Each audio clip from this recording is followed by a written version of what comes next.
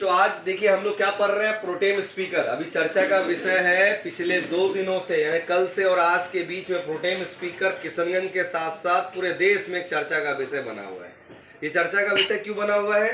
क्योंकि आप जानते तेलंगाना में अभी असेंबली इलेक्शन हुआ और वहां पर कांग्रेस जीती है और कांग्रेस के रेवंत रेड्डी वहां क्या बन गए? मुख्यमंत्री बन गए। जो राज्यपाल है तमिलसाई सुंदरराजन, उन्होंने उनको शपथ दिला दिया, वो मुख्यमंत्री बन गए। अब जो जितने भी नए नवेले एमएलए साहब आए हैं, उन एमएलए को क्या करना होता है? ओथ दिलाना होता है। कॉन्स्टिट्यूशन में ये कहा गया है कि जैसे ही विधानसभा का इलेक्शन हुआ है ना, तो इलेक्शन के बाद जो स्पीकर थे विधानसभा के, उनका पद तब तक रहता है जब तक इलेक्शन खत्म ना हो जाए, रिजल्ट ना आ जाए। जैसे ही रिजल्ट आ गया और नई विधानसभा गठित हो गई, जो पुराने वाले स्पीकर थे उनका पद ऑटोमेटिकली खत्म हो जाता है। अब हाउस बैठेगी तो हाउस में क्या है? सारे एमएलए को वोट दिलाना है और नए स्पीकर का इलेक्शन कंडक्ट कराना है। इसलिए ये कहा गया कि प्रोटेम स्पीकर को अपॉइंट किया जाएगा। प्रोटेम स्पीकर क्या होता है? ये अस्थायी स्पीकर है। ऐसी व्यवस्था केवल पार्लियामेंट में लोकसभा के लिए है और लेजिस्लेचर में विधानसभा या असेंबली के लिए है। आप जानते हैं राज्यसभा परमानेंट हाउस है, इसको चेयर करते हैं वाइस प्रेसिडेंट ऑफ इंडिया, तो वहां पर प्रोटेम की कोई जरूरत ही नहीं है क्योंकि परमानेंट हाउस है।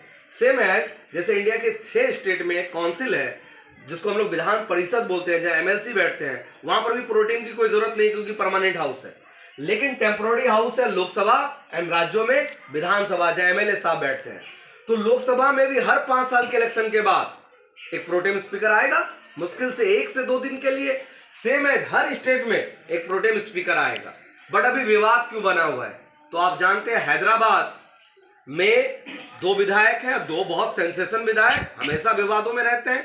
एक है अकबरुद्दीन ओवैसी एमआईएम के और दूसरा बीजेपी के टी राजा सिंह। अकबरुद्दीन ओवैसी को अभी प्रोटेम स्पीकर बनाया गया। अब राजा सिंह कहते हैं मैं उनके सामने शपथ नहीं लूंगा। ये कोई नई बात नहीं है।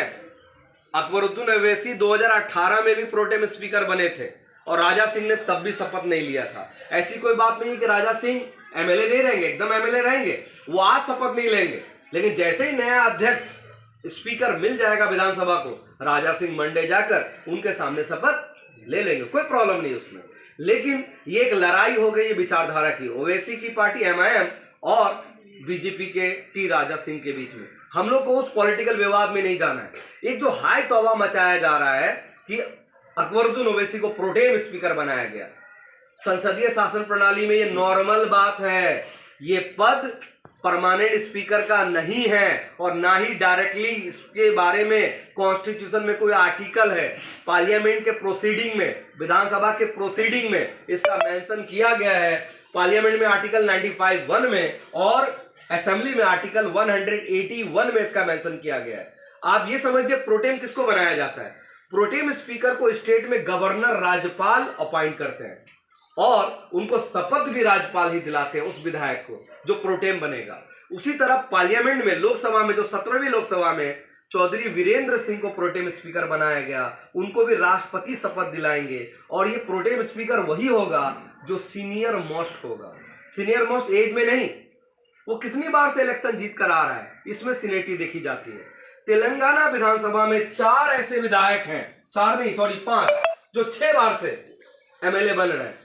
एक केसीआर राव जो मुख्यमंत्री थे, टीआरएस जो कि बीआरएस पार्टी हो गई, तो ये सीनियर विधायक हैं, 6 बार से जीत रहे हैं।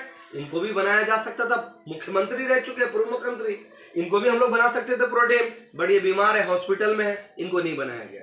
नंबर 2 में आइए, तुग्गामाला नागेश्वर और नंबर 3 उत्तम रेड्डी, ये भी 6 बार से जीत रहे हैं, लेकिन ये दोनों कैबिनेट मिनिस्टर रह चुके तेलंगाना में सरकार में, इनको भी कांग्रेस वालों ने नहीं बनाया प्रोटेम स्पीकर। नंबर 4 में आइए, पोचरम श्रीनिवास रेड्डी, ये भी 6 बार से विधायक हैं, इनको भी प्रोटेम बनाया जा सकता था, लेकिन आप जानते हैं ये बीआरएस की सरकार में, यानी टीआरएस बीआरएस की सरकार में तेलंगाना विधानसभा के पूर्व स्पीकर रह चुके हैं। जो पूर्व स्पीकर हैं उनको प्रोटेम नहीं बनाया जाता है। अब बच गए हमारे अकबरुद्दीन ओवैसी जो 6ठे बार विधायक बने और ये सीनियर मोस्ट विधायक जो 6 बार से जीत कर आ रहे हैं। 4 ऊपर वाले को छोड़ दें तो ये 5वां अकबरुद्दीन ओवैसी बचते हैं। तो अकबरुद्दीन ओवैसी को वहां के गवर्नर तमिलसाई सुंदरराजन ने क्या बना दिया? Pro tem speaker. इनका काम केवल 2 है, ध्यान से सुनिएगा। और 2 काम करने के बाद ये समान विधायक की तरह अपने चेयर में बैठ जाएंगे। बट आज के दिन ये स्पीकर के चेयर में बैठेंगे। क्या काम है इनका? नंबर 1, सारे विधायक को शपथ दिलाना। विधायक टर्म में यूज कर रहा हूं मैं, सीएम या मंत्री टर्म, सीएम भी विधायक होता है। तो सारे विधायकों को क्या कर लेना है? शपथ दिलाना है और स्पीकर का इलेक्शन कंडक्ट करा देना है। जैसे ही आज स्पीकर चुना जाएगा, प्रोटेम स्पीकर का पद ऑटोमेटिकली खत्म हो जाएगा। तो इसमें तो कोई हाय तौबा की बात ही नहीं है। ये एक नॉर्मल प्रोसीजर है। सीनियर लीडर को जो 5 बार 6 बार 10 बार से एमएलए बन रहा है या एमपी बन रहा है, उसी को पार्लियामेंट या विधानसभा में प्रोटेम स्पीकर बनाया जा रहा है। 17वीं लोकसभा में वीरेंद्र चौधरी को बनाया गया। हमारे बिहार में आप जानते हैं जीतन राम मांझी को बनाया गया। सौमित्र मुखर्जी को बंगाल के इलेक्शन के बाद प्रोटेम बना दिया गया। अभी राजस्थान में इलेक्शन हुआ है, मध्य प्रदेश में, छत्तीसगढ़ में हुआ है, वहां भी प्रोटेम बनेंगे। तो इसमें ना तो मुझे लगता है एमआईएम को इसको मुद्दा बनाने की जरूरत है, जैसा कि लोग बना रहे हैं, सोशल मीडिया में वायरल है, और ना इसको बीजेपी के राजा सिंह को मुद्दा बनाना चाहिए। ये एक पार्लियामेंट का प्रोसीजर है, इसको प्रोसीजर की तरह ही लेना चाहिए। तो मेरे ख्याल से प्रोटेम स्पीकर जो टर्म है ये पूरी तरह से क्लियर हो गया होगा। ये एक अस्थायी पद है, इनका केवल 2 ड्यूटी है। क्या? नए विधायकों को शपथ दिला देना। अगर लोकसभा के लिए अपॉइंट किया गया है तो नए एमपी को शपथ दिला देना और नए स्पीकर का इलेक्शन कंडक्ट करा देना। ये 2 काम होते ही ये पद ऑटोमेटिकली खत्म, इनको जाकर फिर अपने सीट में बैठ जाना है। क्लियर है? Thank you very much.